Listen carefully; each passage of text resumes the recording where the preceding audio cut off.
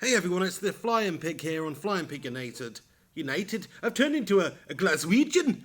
It's Flying Pig here on Flying Pig United on Monday morning for a bit of Monday analysis. I'm doing the Monday analysis Mobot right now. Yeah, that's a thing. But thank you for joining me. If you're tuning in right now, Simon Bennett, I can see commenting. How's it going, Simon? Happy Monday morning to you, if there is such a thing. Mondays are absolutely gash-tastic, aren't they? But if you are joining me right now, thanks for tuning in for Monday Analysis. Do chuck a like on this video and give it a share on social media if you can. It'd be much appreciated. But just want to talk about what's happened over the weekend, of course, the end of the Premier League. Jamie Aitken in the house saying, all right, mate, how's it going, Jamie? Thanks for tuning in. Yeah, I mean, it was the end of the Premier League season, end of all the major European seasons round Europe, of course. That's where the European competitions are. And, just want to talk about what's happened, how it's ended, and give you my thoughts and opinions on it after we've had a day to sort of take it in and let everything lie as it is. But basically, United finished 6th, which is absolutely gash-tastic. Not good enough, but as long as we win the Europa League, we'll be laughing this season. 2 cups and qualification for Champions League. That's all we want. Arsenal fans are absolutely beside themselves. They're playing in the Europa League next season. Oh, I'm gonna stop there because we still need to beat Ajax on Wednesday night. Then I'm gonna unleash the abuse towards all the Arsenal fans out there. But until we are qualified and until we have Champions League football and they do not, I'm not saying too much about it other than, but we'll leave it there for now. One of the main stories I wanted to talk about is John Terry was retiring or leaving Chelsea, certainly at least. Good riddance to that wife shagger. Get rid of that bloke. He's pure scum. In all seriousness, though, for me, along with Rio Ferdinand, in terms of longevity and impact and presence and stature and ability, he is the one of the 2 best centre-backs in the Premier League era, in my opinion, along with Rio Ferdinand. So that's how highly I hold John Terry as a defender. You can't deny his ability, his leadership abilities, and also just his defensive abilities. Really great defender, really brave, puts it all on the line every single game. Fair play to him, great defender, great Premier League defender. As a human being, absolute scum. John Terry, absolute scum. He's racist, he's a womanizer, he shags Wayne Bridges' missus, and God knows who else's teammates he's got on top of, in terms of their missus. So John Terry, for me, will always be pure scum, but at the end of the day, he is a great defender, and if he does continue to play on, I'm sure he'll still be successful because, pace and that sort of thing's never really been about his game anyway. If you look at the number of goals he scored in his career as well, for a centre-back, it's unreal. It's something like almost 1 in 10, which for a defender is pretty damn good. So his footballing abilities have never been in question. It's just about him as a human. I think the situation yesterday, I don't know if you saw it, but he had a guard of honour during the game, the 26th minute of the game. He wears the number 26th. And he's been taken off by Conte in the 26th minute to applause, all the fans absolutely just masturbating him. I personally found it to be one of the most cringing experiences I've ever seen in the Premier League. It was so unbelievably cringe. John Terry, did he set that up himself? Did he orchestrate that? Did he want to go out to that sort of applause and that sort of guard of honour from his players? I think it's a bit disrespectful to the other team, even if they're not playing anything. Let's just halt the game at the 26th minute for 10 minutes while this twat over here cries his eyes out and everyone applauds him like he's just freaking won an Oscar or something. Piss off, JT. Do you crying afterwards, pal? I don't want to see John Terry crying unless it's following slipping up whilst taking a penalty and losing the Champions League final. Then I want to see him crying. But other than that, I don't want to see him crying, not from a sentimental point of view anyway. So, I just found that whole scenario very cringeworthy. Let me know what you guys thought about it if you saw it. I just watched the replay of it and I thought that is just so strange. Why not do that towards the end of the game? Why not do that after the game? Why do that on the 26th minute? Starting the game, you're taking off the 26th minute to a guard of honour. It's pure cringe, son. It's pure cringe. So, but that's the sort of guy we're talking about here. John Terry, he is a cringe master. Right, leaving John Terry now. Hopefully that's the last we see of him. Jog on, JT. But the Real Madrid story continues. Zinedine Zidane's first full season in charge, and he's only gone and won the La Liga in the first full season in charge anyway. He's won La Liga the first time Real Madrid have won it for about 4 or 5 years, so that's a great achievement. It's tough to prize the La Liga trophy away from Barcelona. They're just that good. But this season, you have to say Real Madrid have been the best side in La Liga. They've only actually won the league by 3 points in the end there. Barcelona beat them a couple of weeks ago to make it very interesting, but in the end, not enough to cause Real Madrid to slip up. They won the last 6 games in the league. Ronaldo scored in the second minute of the game against Malaga yesterday, as you would expect him to. Comes on. Is there any pressure? Is there any, sort of sense of slipping up here? No. Ronaldo just bangs one in 2 minutes and all the nerves are settled. So that's the sort of player he is. Without him, who knows where they'd be, but they do have Cristiano Ronaldo. Any team with Cristiano Ronaldo has a chance. Look at the other great players they've got in there, the likes of Benzema, Bale. They've got some fantastic players. Morata's come on really well this season. So I think they're only going to get stronger. Zinedine Zidane has shown already that he is a good coach. He was one of the very best players to ever play the game. So we know he's got the intelligence in terms of... from a footballing point of view, he's got the football brain. Does it transfer over to be a manager? Not always, sometimes it doesn't happen. But I think in the case of Zizou, it has happened. It has happened. He looks like one of the best managers, just to be able to take Real Madrid on or take Barcelona on with Real Madrid and win La Liga. Not only that, in the Champions League final, of course, it could be a ridiculously good season for Zinedine Zidane and Real Madrid. And I expect them to go on and do that, because they are... pretty much, for me, the best team in the world right now. And it's always nice to see Barcelona fail as well. They're such a successful team. They've got such great players in there. They've got that little tax-evading toad, Lionel Messi, in there, who I don't like very much, even though he's a fantastic player. He is, if not the best player in the world, the second best player in the world, along with Ronaldo. They're basically the same. They're just totally different. You can't really separate them, in my opinion. But it's nice to not see him smiling. It's nice to know that Cristiano Ronaldo's got the best of him. Maybe it's because I'm a Man United fan and I'm a bit biased because I hold Ronaldo in such high esteem. But it's nice that Barcelona haven't won anything this season. And I think for Real Madrid fans, it's about time. 5 years without a La Liga is a long time for a club like Real Madrid. So it makes sense, and I think that Zinedine Zidane's done a great job there, and I'm pretty happy about it. Out of the two sides, I'm always a Real Madrid fan from a La Liga standpoint. Not that I really give two shits, really, but La Liga, for me, it's a good league. It's a good league. It's good to win La Liga, but it's pretty much a 2-horse race. You could say it's a 3-horse race if you want to include Diego Simeone's Atletico Madrid in there, which you should do, really, because they are a really good team over the last few years with him in charge, certainly up there challenging. So, it's a good league to win, but it's not the hardest league to win. I think the Premier League is the hardest league to win, but Zinedine Zidane's done a brilliant job there, and I think, Los Blancos are going to really enjoy this one, especially if they can get the Champions League in the bag as well. Right, let's get on to United, shall we? Let's talk about Manchester United. I just want to talk about who's the best player of Manchester United this season, who's put in the best performances consistently week to week. And for me, it's the man who's got injured recently. It's Zlatan Ibrahimovic. He's coming on a free transfer. He's been that Eric Cantona-style talisman that we've needed, that bit of arrogance up top there, that I'm better than you mentality. And he's won us a lot of very important games. He's also missed about 1 million shots on goal, but he has converted a lot of them also. And for a free transfer to have that sort of an impact in the game and lead the line up top there, I think he has been an absolute revelation for United this season. And if I'm Jose, if I'm Manchester United, I'm trying to keep hold of him for next year, just to have that experience around the club. Even if you are going to go out there and sign a Griezmann or a Lukaku or whatever, I still think Zlatan Ibrahimovic has a lot to offer, but this injury only decreases the chances of him staying at the club. Another candidate for player of the season, I would say, would be Antonio Valencia. I just think Valencia's been brilliant. A converted wing-back from a winger.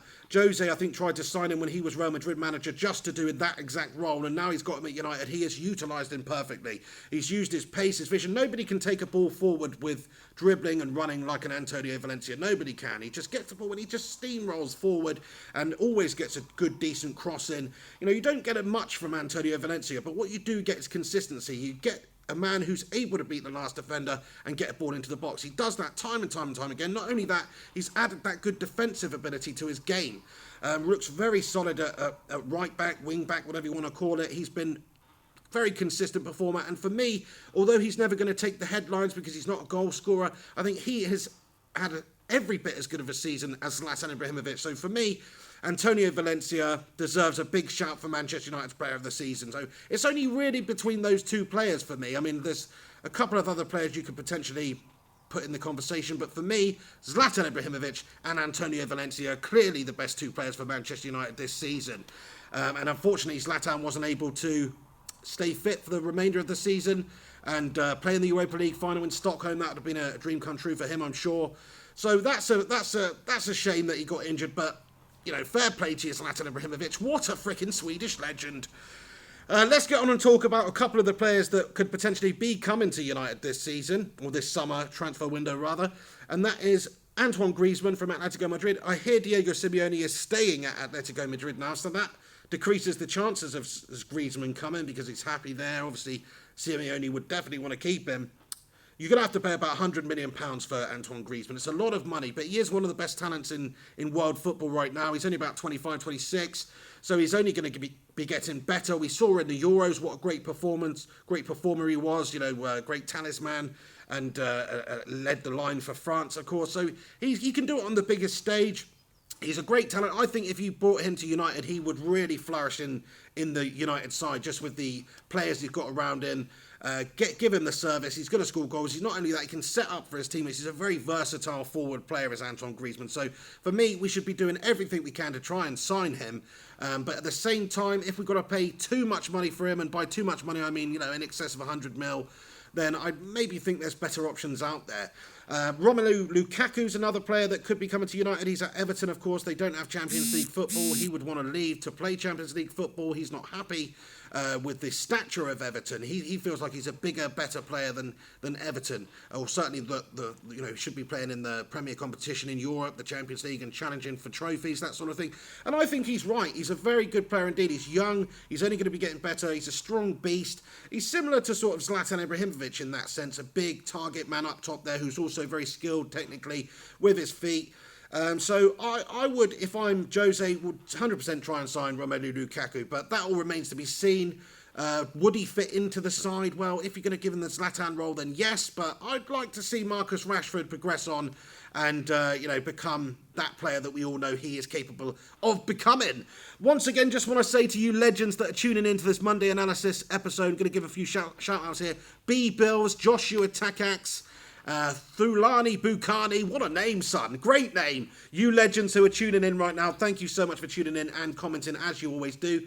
Do me a favour, chuck a like on it if you're here, and also please do give it a share on social media just to get the word out there. Gungshi says hi Pig. Hi Gungshi, thanks for your comment and thanks for tuning in. I'll take some of you guys' questions in a minute. Just a couple of other things that I just want to talk about. What was it? Liverpool giving it the big one now they're in the Champions League. Do you know what I mean? Jurgen Klopp, Liverpool deserve to be in the Champions League. No, they don't, in my opinion. Okay, they have won the Champions League in the last 20 years, so maybe they do deserve to be in the Champions League, but I don't want them to be in the Champions League. I hate them. It was nice when they weren't in the Champions League, At least we weren't in the Champions League, but at least they weren't. Now they are. Let's just hope that we get into the Champions League as well, because if Liverpool were in the Champions League and United go to and play Ajax on Wednesday and we lose and we don't have Champions League football next season, we are never, ever going to hear the end of it from these Scousers. We are never going to hear the end of it.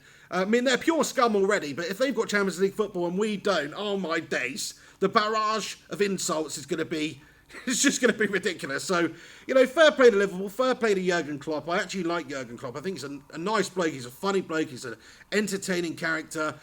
He's really passionate. You can't dislike him, really. The only thing I dislike about him is that he's the manager of Liverpool.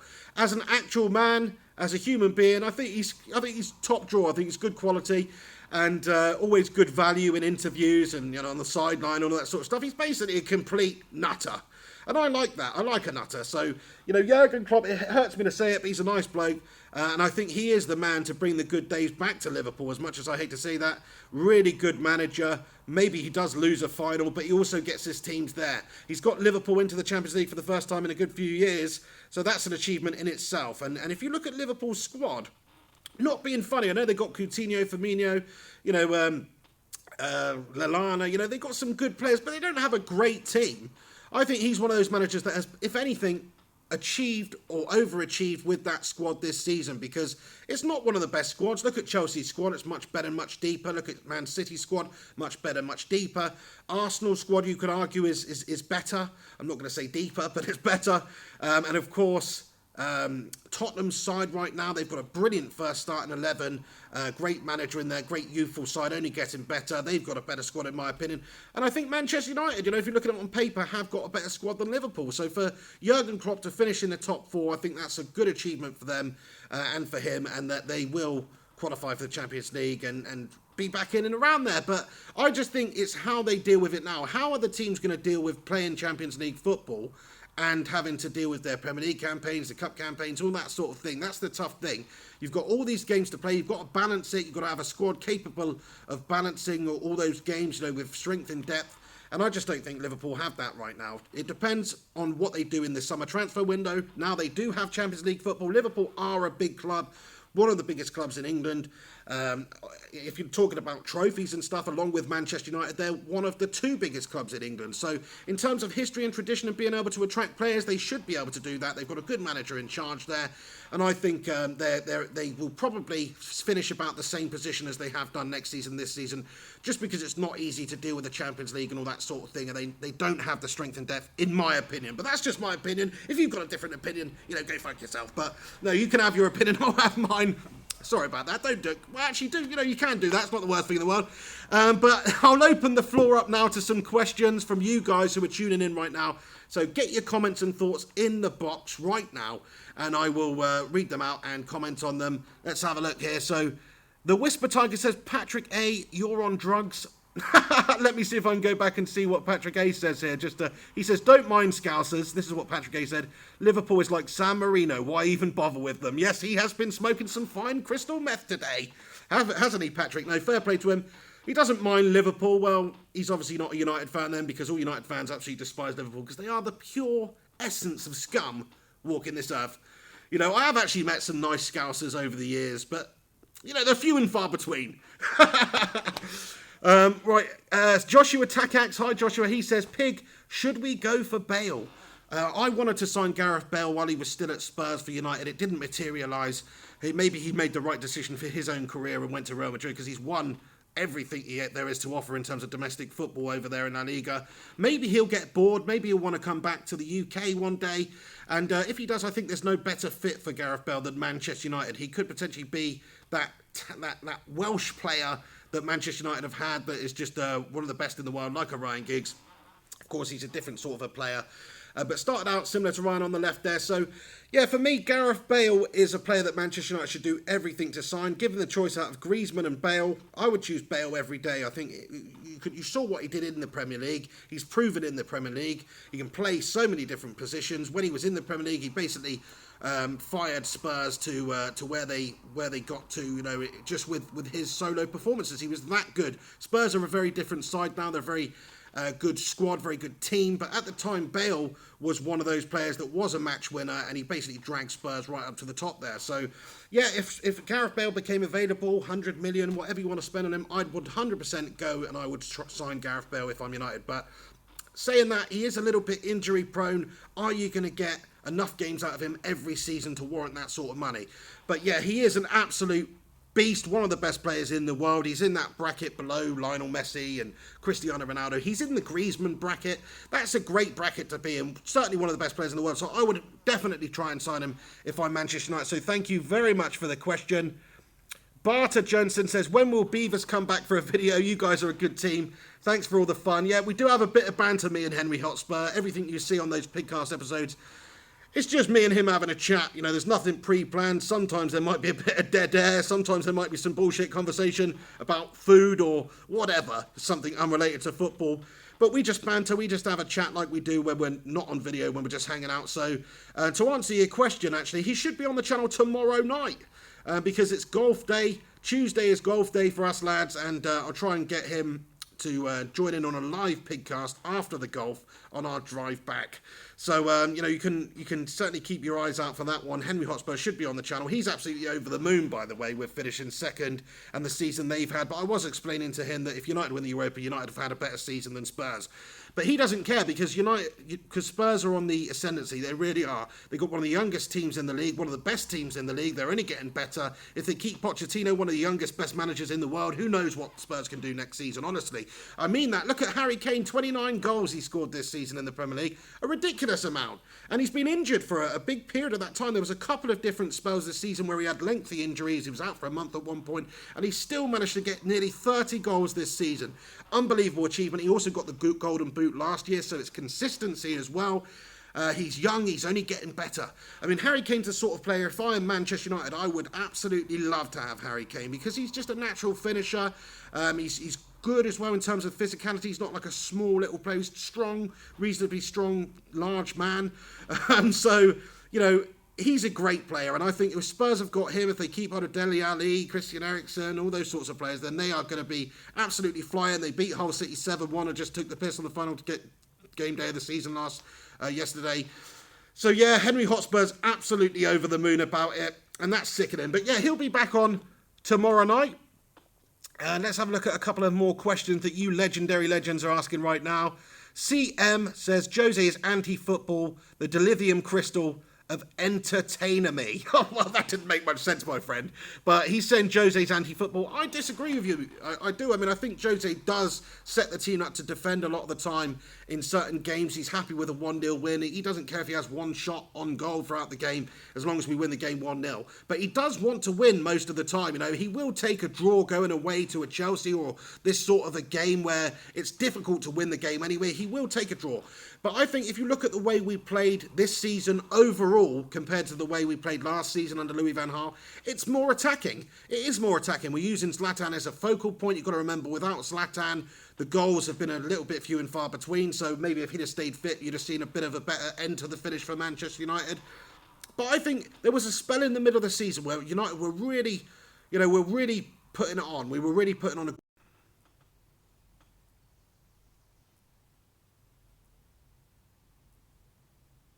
Sorry about that, guys. Just got a call come through. I'm doing this on my phone, so it's just totally cut out there. So what was I saying? Yeah, Jose being defensive. He is a defensive-minded manager, but also he's got the ability to set his teams up attacking and rip teams open. He just does.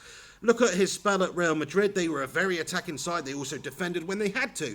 That's football. You can't go out there and attack all the time. That's one of the criticisms I have of Arsene Wenger and that Arsenal side over the years. They always try and play the Arsenal way, this lovely style of football, triangles, loads of passing, attacking, all that sort of stuff, but they leave themselves open at the back and they don't get enough results, and that's because they don't defend as well as they should. And I'm sorry, but sometimes in football you have to defend. Sometimes you're coming up against more skilled, more technical players than you've got in your side, or a more physical side, and you have to set your team up to deal with that. And if you don't set your team up defensively, then guess what? You're going to concede goals, and it's better to win 1-0 than it is to lose 5-4. Do you know what I mean? Who wants to score 4 goals and lose? Nobody. You've got to have a good balance, and I think Jose Mourinho has demonstrated that over his career. Let's not forget the pedigree of this man. Let's not forget the pedigree. Won the Champions League with FC Porto. Ridiculous achievement. Who does that? They're a small club in terms of Europe. He won the Champions League with them. He's gone to Chelsea, did the double, won the league. Took the mantle off of Sir Alex for a couple of years as the force in the Premier League. So he's an unbelievable manager. And then he went to Real Madrid and he won the last time I was talking about Real Madrid winning La Liga yesterday, a little bit earlier on in this video, and the last time they did that was when Jose Mourinho was in charge, and he did that whilst breaking all the records in terms of goals and in terms of points. So I don't see how anybody can say he's is a fully defensive-minded manager. Right, let's have a look at a couple more questions. Gung Shi says, looking forward to more Flying Pig and Henry Hotspur, the odd couple, great chemistry and a good laugh. Thank you, my friend. There will be much more to come. I'll try and get Henry Hotspur on the channel as much as physically possible. The Coconut Jam says, do you think Jose Mourinho is the long-term option? I do. I mean, maybe before he came, I thought, well, maybe we'll just get a couple of years out of him and then it'll be time for somebody else to come in for the long term. But I think Jose's happy at United. As long as he can still win trophies, still compete for things, there's no reason to move to another club. I think he's going to have a Sir Alex Ferguson sort of a career or an Arsene Wenger sort of a career at United? I don't know. Look at the clubs he's managed: Porto, Chelsea, Real Madrid, back to Chelsea, now at United. He doesn't stick around anywhere too long.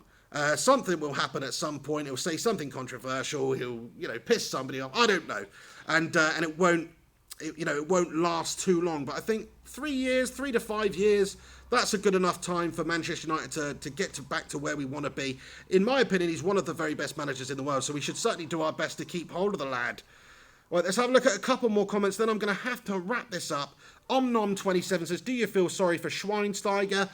I do. I think he should have been treated a lot better by Jose. To me, he's still one of the very best sort of midfielders in world football. He just hasn't had the opportunities to show that over the last 12, 16 months. But for what he's done for Germany, for what he's done in the German league over the years, he's an absolute legend. He's a legend of German football and a legend of football in general. So he deserved to be given some opportunities to prove his worth to Manchester United by Jose this season. Jose didn't want to do that. He wanted to give it to Marouane Fellaini and go a different route. And that's up to him. You know, he's the manager. We can't question him too much, because some of the decisions that he makes that you think, what are you doing playing Fellaini, or what are you doing bringing Fellaini on at this point, actually have a real positive impact. You know, I stopped criticising him and Fellaini a little while ago simply because when he played Fellaini in the system that he's told Fellaini to play, Fellaini played well. So, you know, that's all I can say, really. I think Schweinsteiger is a legend. He'll do well over there in the MLS. And, you know, personally, I think we should have treated him a heck of a lot better, but we didn't. And that's just the way it goes. So sad to see him go, really. To me, he would have been the first name on the team sheet. I don't know if you saw my Football Manager series that I started doing and only did like 2 episodes of. We'll try and bring that back, by the way.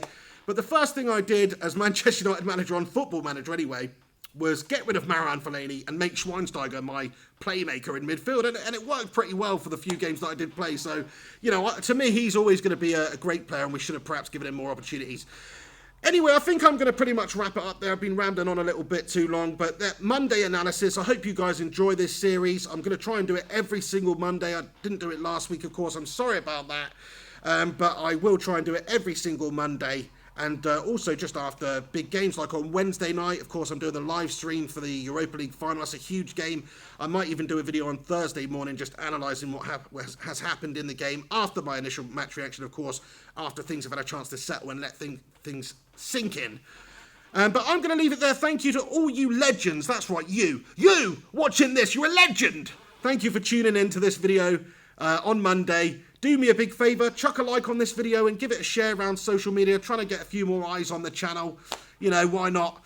So please do that, it'd be much appreciated. And I'm going to leave it there today, but you have yourselves a great week, have yourselves a great Monday. There'll be a Europa League preview coming on the channel tomorrow, and also, hopefully, as I say, I'll be getting Henry Hotspur to do a live pigcast sometime in the evening, about 8 or 9 p.m. on the way back from golf. So thank you for tuning in, have yourself a good Monday. This is The Pig. Take it easy, and I'll see you very soon.